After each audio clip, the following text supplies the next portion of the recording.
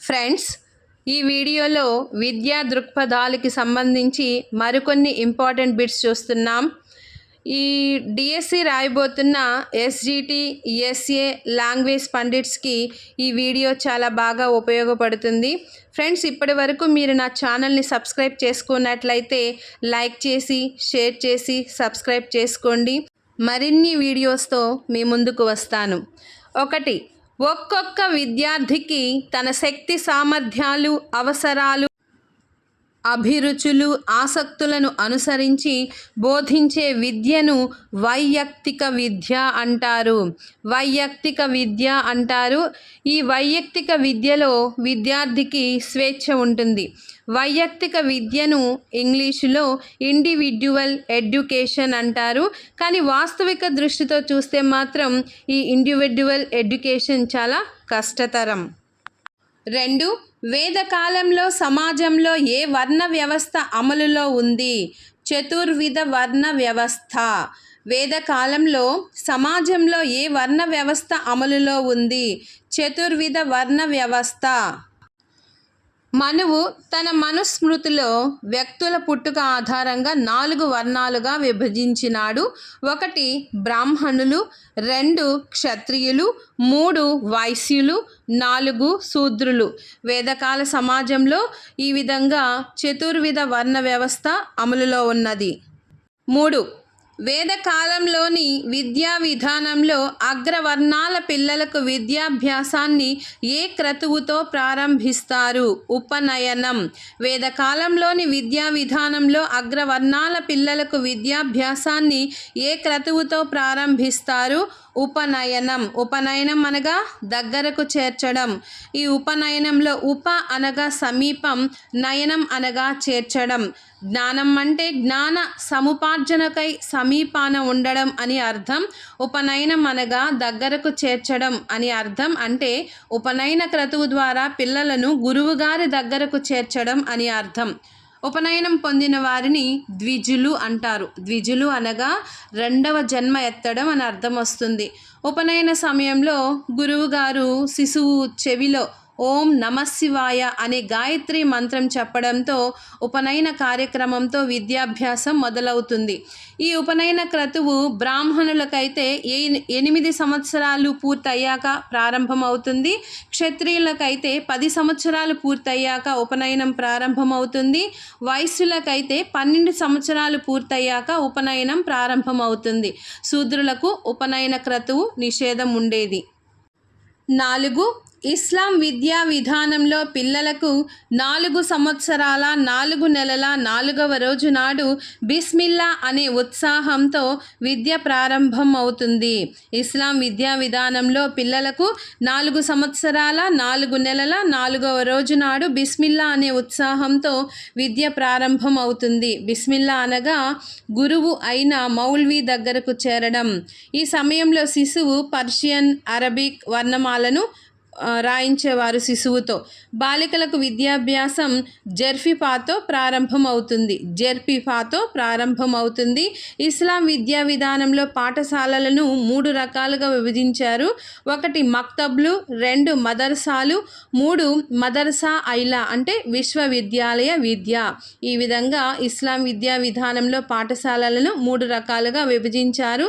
ఇస్లాం విద్యా విధానంలో పిల్లలకు 4 సంవత్సరాల 4 నెలల 4వ రోజు నాడు బిస్మిల్లా అనే ఉత్సాహంతో విద్య ప్రారంభం అవుతుంది. 5. భారతీయ విద్యతో పాటు ఆంగ్ల విద్యను కూడా భారతదేశంలో ప్రవేశపెట్టాలని గవర్నర్ జనరల్ అయిన విలియం బెంటిక్ను కోరిన భారతీయ సంఘ సంస్కర్త రాజా రామ్ మోహన్ రాయ్. భారతీయ విద్యతో పాటు ఆంగ్ల విద్యను కూడా భారతదేశంలో ప్రవేశపెట్టాలని గవర్నర్ జనరల్ అయిన విలియం బెంటిక్ను కోరిన భారతీయ సంఘ సంస్కర్త రాజా రామ్ మోహన్ రాయ్. 6. 1835లో విలియం బెంటిక్ మెకాలే సూచన మేరకు ఆంగ్ల భాషను ప్రవేశపెట్టారు. 1835లో విలియం బెంటిక్ మెకాలే సూచన మేరకు ఆంగ్ల భాషను ప్రవేశపెట్టారు. 1835లో లార్డ్ మెకాలే ప్రకారం భారతదేశంలో నూతన విద్యా విధానంను ప్రవేశపెట్టారు. 7. భారతదేశంలో తొలి మహిళా ఉపాధ్యాయురాలు సావిత్రిబాయి పూలే. భారతదేశంలో తొలి మహిళా ఉపాధ్యాయురాలు సావిత్రిబాయి పూలే. 1848 సంవత్సరంలో పూలే పూణేలో బాలికల విద్యాలయాలను స్థాపించి అందులో తన భార్య అయిన సావిత్రిబాయి పూలేను ఉపాధ్యాయునిగా నియమించారు. 8. ప్రాథమిక విద్యా ప్రగతికి ఆటంకం కలిగిస్తున్న సమస్యలను గుర్తించి విద్యా పరిస్థితులను సమీక్షించి సూచనలివ్వడం కోసం ఏర్పాటు చేసిన ఉప కమిటీయే హర్టాగ్ కమిటీ. ప్రాథమిక విద్యా ప్రగతికి ఆటంకం కలిగిస్తున్న సమస్యలను గుర్తించి విద్యా పరిస్థితులను సమీక్షించి సూచనలివ్వడం కోసం ఏర్పాటు చేసిన ఉప కమిటీయే హర్టాగ్ కమిటీ. 9. కొఠారి కమిషన్ నివేదిక ఏ వాక్యంతో ప్రారంభం అవుతుంది? భారతదేశ గమ్యం తరగతి గదుల్లో రూపుదిద్దుకుంటుంది అనే వాక్యంతో. కొఠారి కమిషన్ నివేదిక ఏ వాక్యంతో ప్రారంభం అవుతుంది? భారతదేశ గమ్యం తరగతి గదుల్లో రూపుదిద్దుకుంటుంది అనే వాక్యంతో. కొఠారి కమిషన్లో మొత్తం సభ్యుల సంఖ్య 11 మంది. వీరితో పాటు USA, UK, USSR, France, Japan దేశాలకు సంబంధించిన విద్యావేత్తలు కూడా సభ్యులుగా ఉంటారు. కొఠారి కమిషన్ 1964 అక్టోబర్ 2 నుంచి పనిచేయడం ప్రారంభించి 21 నెలల పాటు పనిచేసి నివేదికను రూపొందించింది. కొఠారి కమిషన్ తన నివేదికను 1966 జూన్ 29న విద్యా జాతీయ అభివృద్ధి లేదా వికాసం అనే పేరుతో ఆనాటి కేంద్ర విద్యాశాఖ మంత్రి అయిన MC చాగ్లాకు తన నివేదికను సమర్పించినాడు. విద్య అనేది మార్పుకు సాధనమని, ఇది దేశ ప్రజల జీవన అవసరాలకు ఆశయాలకు సంబంధించి ఉండాలని ఆ నివేదికలో ప్రస్తావించారు. కొఠారి కమిషన్ నివేదిక భారతదేశ గమ్యం తరగతి గదుల్లో రూపుదిద్దుకుంటుంది అనే వాక్యంతో ప్రారంభమవుతుంది. కొఠారి కమిషన్లో మొత్తం 3 భాగాలున్నాయి మరియు 19 అధ్యాయాలు ఉన్నాయి. కొఠారి కమిషన్ విద్యా స్వరూపము 10+2+3. 10. యశ్పాల్ కమిటీ తన నివేదికను ఏ పేరుతో రూపొందించాడు? యశ్పాల్ కమిటీ తన నివేదికను ఏ పేరుతో రూపొందించాడు? Learning without burden.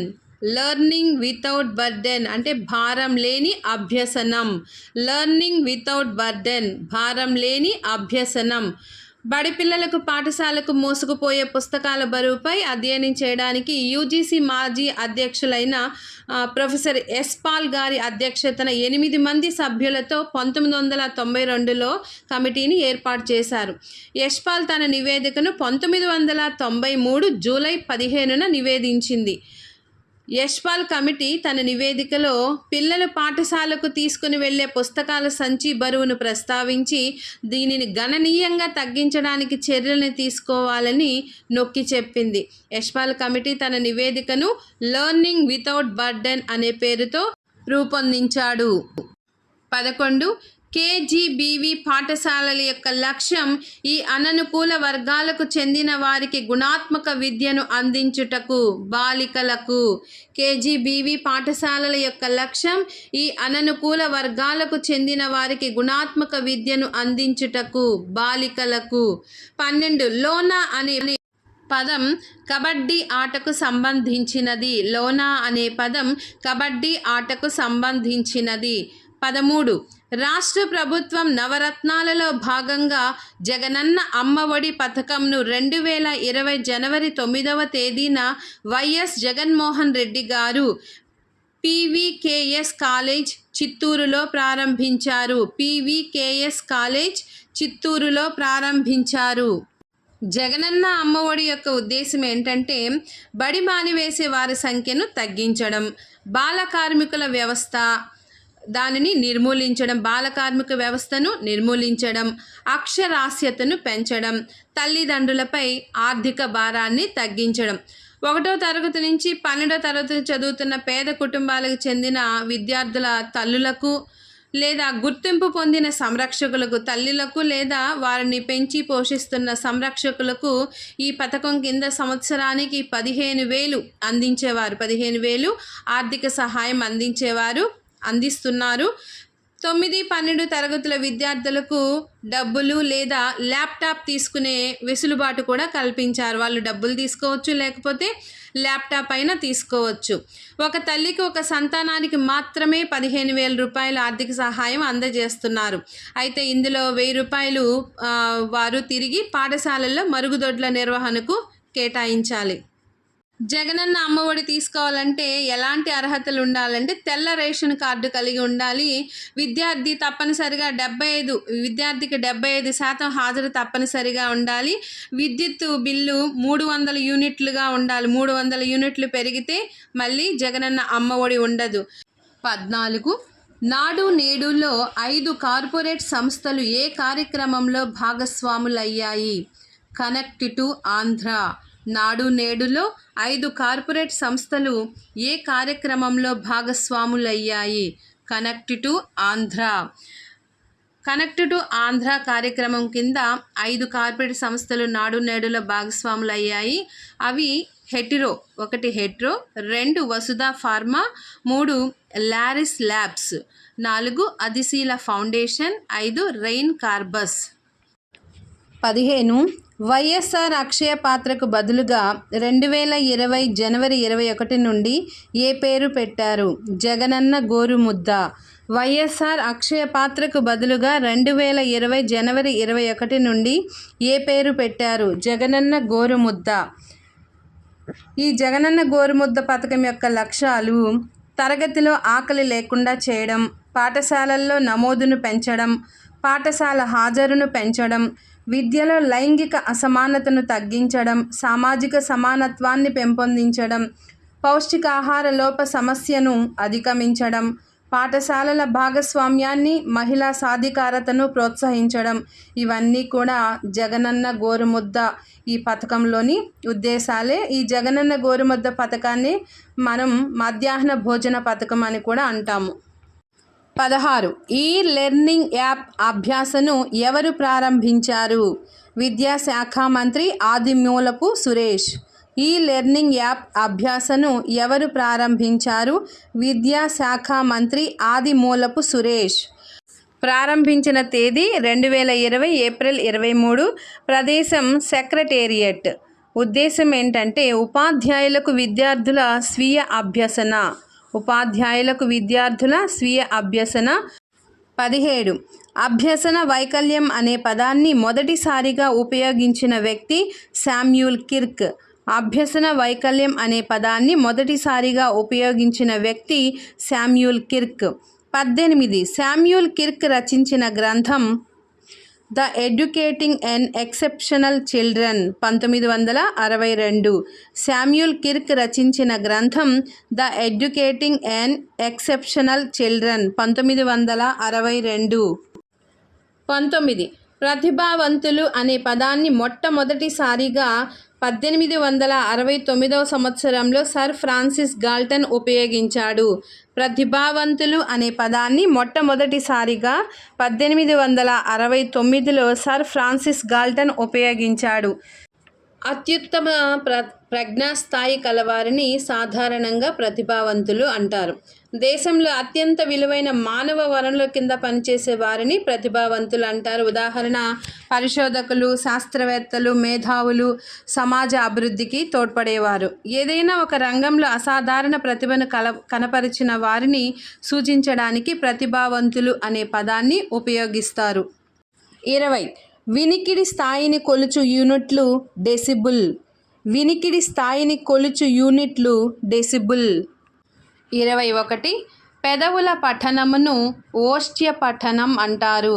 పెదవుల పఠనమును ఓష్ట్య పఠనం అంటారు. పెదవుల పఠనాన్ని పరిచయం చేసింది డాక్టర్ పెరేరి. పెదవుల కదలికను బట్టి విషయాన్ని అర్థం చేసుకోవడాన్ని ఓష్ట్య పఠనం అంటారు. 22 విద్యార్థి ముద్రణ రూపంతో ఉన్న దానిని చూసుకుంటూ కూడా అనేక తప్పులు రాయడాన్ని డిస్గ్రాఫియా అంటారు. విద్యార్థి ముద్రణ రూపంలో ఉన్న దానిని చూసుకుంటూ కూడా అనేక తప్పులు రాయడాన్ని డిస్గ్రాఫియా అంటారు. దృష్టి చలన సమన్వయ లోపం వలన డిస్గ్రాఫియా లోపం ఏర్పడుతుంది. 23 ముద్రణా రూపంలో ఉన్న దానిని కూడా చూసుకుంటూ రాయడానికి పూర్తిగా అనాసక్తతను కలిగి ఉండడాన్ని అగ్రాఫియా అంటారు. అగ్రాఫియా ముద్రణా రూపంలో ఉన్న దానిని కూడా చూసుకుంటూ రాయడానికి పూర్తిగా అనాసక్తతను కలిగి ఉండడాన్ని అగ్రాఫియా అంటారు. అంటే ఒక పిల్లవానికి మనం ఏదైనా రాయమని చూసుకుంటూ రాయమని ఇస్తే నాకు రాదు అని పూర్తి అయిష్టతను వ్యక్తం చేయడాన్నే అగ్రాఫియా అంటారు. 24 అంధుల బోధనలో ఉపయోగించే యంత్రం కుర్జువైల్ యంత్రం. అంధుల బోధనలో ఉపయోగించే యంత్రం కుర్జువైల్ యంత్రం. కుర్జువైల్ యంత్రం ముద్రణ రూపంలో ఉన్న అంశాలను ఆంగ్లంలో చదివి వినిపిస్తుంది, అనగా లిఖిత రూపంలో ఉన్న అంశాలను వాగ్రూపంలోనికి మారుస్తుంది. అంధుల బోధనలో ఉపయోగించవలసిన బోర్డులు బూడిద రంగు బోర్డులు, ఆకుపచ్చ రంగు బోర్డులు. అంధుల బోధనలో ఉపయోగించే బోధనోపకరణాలు రిలీఫ్ పటాలు, ఉబ్బెత్తు పటాలు, భూతద్దాలు, క్లోజ్డ్ సర్క్యూట్ టెలివిజన్. అంధుల కోసం రూపొందించబడిన లిపి బ్రెయిలీ లిపి. 25 అంకెల స్థానాలను గుర్తించడంలో లోపాన్ని కలిగి ఉండడాన్ని డిస్కాలుక్విలియా అంటారు. అంకెల స్థానాలను గుర్తించడంలో లోపాన్ని కలిగి ఉండడాన్ని డిస్కాలుక్విలియా. ఉదాహరణ, అరుణ్ అనే అబ్బాయి 1005ని 105గా చదువుతున్నాడు. అరుణ్ అనే ఒక అబ్బాయి 1005ని 105గా చదువుతున్నాడు.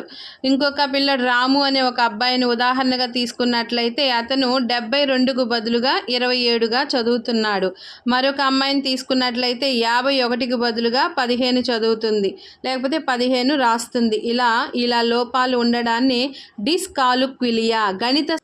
గణిత సంబంధమైన అంశాలలో సంఖ్యాపరమైన జ్ఞానం లోపించడం మరియు చతుర్విధ ప్రక్రియలను చేయడంలో లోపాన్ని కలిగించడం మరియు అంకెల స్థానాలను గుర్తించడంలో లోపాన్ని కలిగి ఉండడాన్ని డిస్కాలుక్విలియా అంటారు.